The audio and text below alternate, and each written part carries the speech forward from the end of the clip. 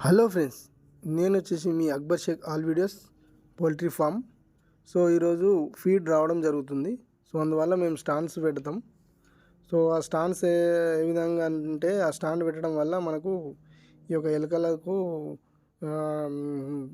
Problem కాకుండా పెడతాం మనం. సో అందువల్ల మనకు ఇప్పుడు ఫీడ్ వెహికల్ రావడం జరిగింది. సో కంపెనీ తరపు నుంచి. సో ఇప్పుడు కంపెనీ వాళ్ళే మన ఫీడ్ అనేది అన్లోడింగ్ చేస్తారు. సో ఆ విధంగా unloading 1 by 1 step by step వేస్తారు. సో అందులో మనకు ఈ ఒక స్టాండ్ మీద వచ్చేసి 40 బ్యాగులు పడతాయి. సో మనకు వచ్చేసి ఇప్పుడు 80 బ్యాగ్స్ వచ్చేసాయి. 80 బ్యాగ్స్ అనేది ఒక స్టాండ్ మీద 40 వేస్తారు. సో ఆ 40 వేసినాక తర్వాత మళ్ళీ ఇంకో వేరే స్టాండ్ మీద వేస్తారు. సో ఈ విధంగా వాళ్ళే 1 by 1 వేసి సో నీట్గా వేస్తారు. ఇవి వచ్చేసి బ్యాగ్స్ వచ్చేసి మనకు 50 kgs. సో ఈ 50 kgs వల్ల మనకు ఈ 40 బ్యాగ్స్ అనేది స్టాండ్ మీద పడతాయి. సో ఎక్కువ పడతాయి.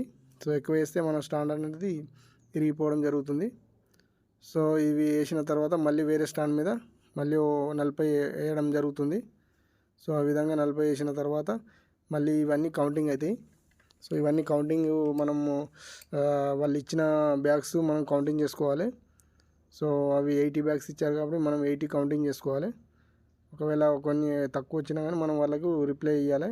ఎందుకంటే కంపెనీకి మళ్ళీ మనం రెస్పాన్సిబిలిటీ ఉండాలి.